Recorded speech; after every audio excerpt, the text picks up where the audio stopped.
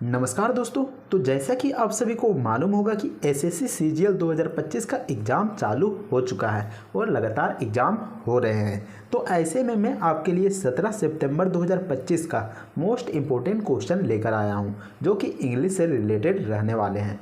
तो यह question practice के लिए बनाया गया है, तो इस वीडियो को देखकर आप प्रैक्टिस लगा सकते हैं। तो चलिए वीडियो को शुरू करते हैं। पहला क्वेश्चन में आपको सेंटेंस इंप्रूवमेंट करना है, आखिर सेंटेंस में क्या गलती दी गई है।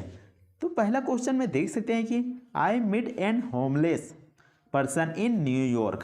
तो इसका मतलब क्या हो गया, तो मैंने न्यूयॉर्क में एक बिना घर वाले पर्सन से मिला, यानी कि जिसके पास घर नहीं था, होमलेस था, वैसे पर्सन से न्यूयॉर्क में मिला। तो यहाँ पर देख सकते हैं मीट लिखा हुआ है, जो कि V1 में लिखा है, तो यहाँ पर मिला हो गया, तो यहाँ पर मेट होगा, V2 में होगा। तो यहाँ पर देख सकते हैं V2 में कौन सा ऑप्शन है, तो ये वाला ऑप्शन है और ये वाला ऑप्शन है, ऑप्शन बी है और सी है। लेकिन आपको ये भी याद रखना है होमलेस पर्सन लिखा हुआ है, तो यहाँ पर होमलेस, तो उच्चारण से भी देख सकते हैं यहाँ पर ए आएगा ना कि एन आएगा। तो ऐसे में कौन सा ऑप्शन हो जाएगा, तो यहाँ पर देख सकते हैं मेड ए होमलेस, तो ऑप्शन सी बिल्कुल सही जवाब हो जाएगा, जो कि सेंटेंस में बिल्कुल सही खप रहा है। तो ऑप्शन सी बिल्कुल सही जवाब हो जाएगा। नेक्स्ट क्वेश्चन में स्पेलिंग एरर का सवाल पूछा गया है, तो आपको बताना है कि कौन से सेंटेंस में एक भी गलती नहीं है। तो यहाँ पर देख सकते हैं ए ऑप्शन में I had to play melody while simultaneously. तो यहाँ पर देख सकते हैं सिम्युलटेनियसली में मिस्टेक है, एन के बाद यहाँ पर ई आना चाहिए था, एन के बाद ई आना चाहिए था, तब जाके ये स्पेलिंग सही होता। तो ऐसे में यहाँ पर स्पेलिंग मिस्टेक है।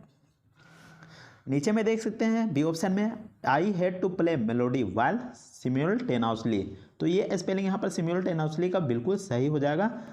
लेकिन यहाँ पर देख सकते हैं कि हारमनी का स्पेलिंग यहाँ पर गलत दिया गया है, तो हारमनी में HARMONY होना चाहिए, यहाँ पर यू लिख दिया है, तो ये भी गलत हो जाता है।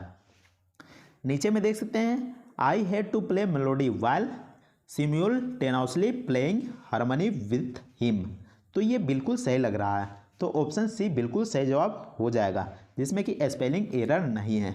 नीचे में देख सकते हैं यहाँ पर मेलोडी का स्पेलिंग गलत दिया गया है, तो ये भी ऑप्शन डी ऑप्शन भी गलत हो जाएगा, तो ऑप्शन सी बचता है, बिल्कुल सही जवाब हो जाएगा। नेक्स्ट क्वेश्चन में फाइंड द एरर का सवाल पूछा गया है, तो आपको बताना कि आखिर सेंटेंस में कहाँ पर मिस्टेक हुआ है।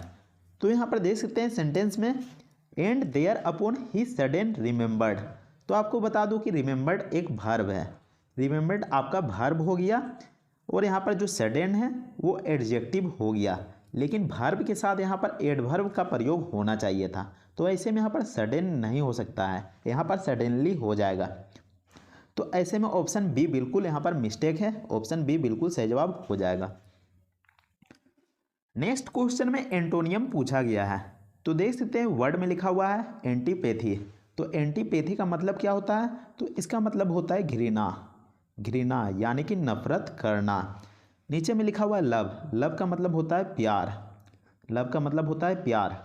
और नीचे में लिखा हुआ है फिकंड, तो फिकंड का मतलब हो जाएगा उपजाऊ यानी कि फर्टाइल। नीचे में लिखा हुआ है हेट, तो हेट का मतलब भी हो जाएगा घृणा। और लेमेंट, लेमेंट का मतलब हो जाएगा विलाप करना, शोक करना या फिर रोना। तो यहाँ पर एंटोनियम पूछा गया है एंटीपैथी का, यानी कि घृणा का उल्टा क्या हो जाएगा, लव हो जाएगा, यानी कि प्यार करना, तो ऑप्शन ए बिल्कुल सही जवाब हो जाएगा। अगले क्वेश्चन में फाइंड द एरर का सवाल फिर से पूछा गया है, तो सेंटेंस में देख सकते हैं सी इज नॉट एज टोलर एज हर, तो देख सकते हैं एज टोलर एज, यहाँ पर मिस्टेक हुआ है। तो क्या मिस्टेक हुआ है, तो यहाँ पर देख सकते हैं टोलर लगा दिया गया है। और आपको बता दूं कि जब भी एस शुरू में होता है और लास्ट में एस होता है और उसके बीच में एडजेक्टिव होना जरूरी है, इसके बीच में एडजेक्टिव होगा, तो यहाँ पर देख सकते हैं टोलर दे दिया गया है, तो टोलर यहाँ पर एडजेक्टिव नहीं होता है, बल्कि ये कंपैरेटिव डिग्री में आ जाता है। तो यहाँ पर एडजेक्टिव यूज होना चाहिए था, वो भी ओरिजिनल फॉर्म में, तो यहाँ पर टोल होगा TALL। तो ऐसे में मिस्टेक कहाँ पर है, तो ए ऑप्शन में है सी इज नॉट एज टोलर एज हर, तो ए ऑप्शन में मिस्टेक पाया गया है। इसके अलावा आपको बता दूं कि S plus adjective plus S के साथ कोई भी कंपैरेटिव डिग्री नहीं यूज होगा, साथ ही सुपरलेटिव डिग्री भी यूज नहीं होगा, सिर्फ वहाँ पर एडजेक्टिव होगा और वो भी ओरिजिनल फॉर्म में यूज होगा। नेक्स्ट क्वेश्चन में आइडियम पूछा गया है। तो सेंटेंस में लिखा हुआ है he obtain changes plan while doing his work so his tasks remain incomplete. तो यहाँ पर देख सकते हैं चेंजेस प्लान का आइडियम बताना है। तो यहाँ पर चेंजेस प्लान से ही आपको समझ में आ जा रहा होगा कि अपने योजना को बदल देना। तो पूरा सेंटेंस का मतलब क्या हो गया? तो पूरा सेंटेंस का मतलब हो गया वह अपना काम करते समय अक्सर योजनाएं बदल देता है, यानी कि अपना प्लान को चेंज कर देता है जिससे उसके कार्य अधूरे रह जाते हैं। तो यहाँ पर ऑप्शंस में देख सकते हैं change horses in mid stream. तो इसका मतलब क्या हो गया? तो इसका मतलब हो गया बीच में ही अपने इरादे को बदल देना। नीचे में लिखा हुआ स्पिल द बीन्स। तो स्पिल द बीन्स का मतलब हो गया रहस्य खोल देना। और नीचे में लिखा हुआ इन सेवंथ हेवन। तो इन सेवंथ हेवन का मतलब हो गया बहुत ही ज़्यादा खुश होना या फिर सातवें आसमान पर होना। ब्रेक लेग का मतलब हो गया भाग्य साथ होना। तो ऐसे में कौन सा ऑप्शन हो जाएगा? चेंजेस प्लान, यानी कि अपने योजनाओं को अक्सर बदल देना। तो नीचे में देख सकते हैं changes horses in mid stream बिल्कुल सही जवाब हो जाएगा, और जिसका मतलब हो जाता है बीच में ही अपने इरादे को बदल देना। नेक्स्ट क्वेश्चन में आपको चूज करना है कि कौन सा स्पेलिंग बिल्कुल सही दिया गया है। करेक्ट स्पेलिंग को आपको चूज करना है। तो यहाँ पर देख सकते हैं विथ होल्ड। तो विथ होल्ड यहाँ पर बिल्कुल सही जवाब हो जाएगा क्योंकि इसमें मिस्टेक नहीं है। बाकी देख सकते हैं सरप्राइज में यहाँ पर आर मिस्टेक हो गया है, SURPRIS ही होना चाहिए। तो यहाँ पर आर का मिस्टेक हो गया है, तो ये नहीं हो सकता है। सक्सेसफुल में एस का मिस्टेक हो गया है।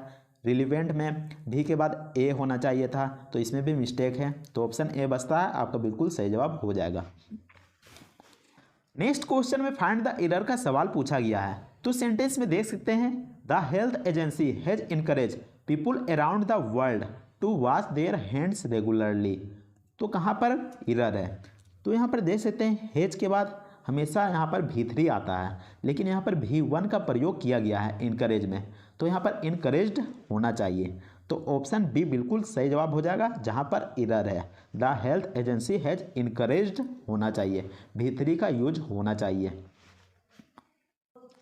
अगले क्वेश्चन में सिनोनिम पूछा गया है। तो यहाँ पर सेंटेंस में देख सकते हैं इनरवेट। तो इनरवेट का मतलब होता है कमजोर, कमजोर करना। नीचे में देख सकते हैं सिक्योर। तो सिक्योर का मतलब होता है सुरक्षित, सुरक्षित।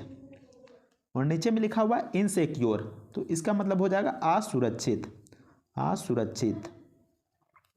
नीचे में देख सकते हैं डिसोलेशन। तो डिसोलेशन का मतलब क्या हो गया? तो डिसोलेशन का मतलब हो गया वीरानी। मान लीजिए कि आप सुनसान जगह में चले जाते हैं तो वहाँ पर आपको अकेला अकेला लगता होगा, तो इसी को यहाँ पर डिसोलेशन कहा जाता है। नीचे में देख सकते हैं कि डेविटेलाइज लिखा हुआ है। तो डेविटेलाइज का मतलब क्या होता है? तो इसका मतलब होता है बेजान करना, बेजान करना। तो ऐसे में यहाँ पर सिनोनिम क्या हो जाएगा इनरवेट का? तो इनरवेट का सिनोनिम हो जाएगा डेविटेलाइज। तो आपको बता दूं कि इनरवेट का मतलब होता है कमज़ोर कर देना, यानी कि उसके पास एनर्जी का ना होना, एनर्जी लेस हो जाना। और यहाँ पर देख सकते हैं डेविटेलाइज, तो इसका मतलब भी हो जाएगा अगर कोई मान लीजिए कि बेजान हो जाएगा तो आखिर वो कमज़ोर हो जाएगा, उसके पास एनर्जी नहीं रहेगा, तब तो वो बेजान हो जाएगा। तो ऐसे में यहाँ पर ऑप्शन डी बिल्कुल सही जवाब हो जाएगा।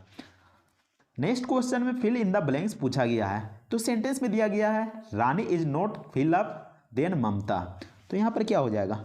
तो यहाँ पर देख सकते हैं जो टोल है वो पॉजिटिव में है, और यहाँ पर देख सकते हैं जो टोलेस्ट है वो सुपरलेटिव में है, और यहाँ पर देख सकते हैं मोर टेलर है वो डबल कंपेरेटिव में है। और आपको बता दूं कि देन यहाँ पर कंपेरेटिव डिग्री में है, तो कंपेरेटिव डिग्री यहाँ पर यूज होगा जो कि यहाँ पर टोलर है। तो ऑप्शन बी बिल्कुल सही जवाब हो जाएगा। नेक्स्ट क्वेश्चन में एंटोनियम पूछा गया है। तो वर्ड में लिखा गया है फ्यूड। तो फ्यूड का मतलब क्या होता है? तो फ्यूड का मतलब होता है दुश्मनी, दुश्मनी। नीचे में देख सकते हैं ग्रोस। ग्रोस का मतलब होता है टोटल, यानी कि कुल, कुल। नीचे में देख सकते हैं हारमोनी। तो हारमोनी का मतलब होता है भाईचारा, भाईचारा। नीचे में देख सकते हैं पेरिल। पेरिल मतलब होता है खतरा, खतरा। वीगर, वीगर का मतलब होता है ताकत। तो क्या हो जाएगा इसका एंटोनियम? एंटोनियम क्या हो जाएगा? फ्यूड, यानी कि दुश्मनी। तो दुश्मनी का यहाँ पर उल्टा हो जाएगा भाईचारा, यानी कि प्रेम पूर्वक से रहना, आपस में भाईचारा रूप से रहना। तो ऑप्शन बी बिल्कुल सही जवाब हो जाएगा हारमोनी। उम्मीद करते हैं कि आपको यह वीडियो पसंद आया होगा। अगर वीडियो पसंद आता है तो वीडियो को लाइक जरूर कीजिएगा और चैनल को भी सब्सक्राइब जरूर कर लीजिएगा। तो मिलते हैं नेक्स्ट वीडियो में, तब तक के लिए जय हिंद, वंदे मातरम।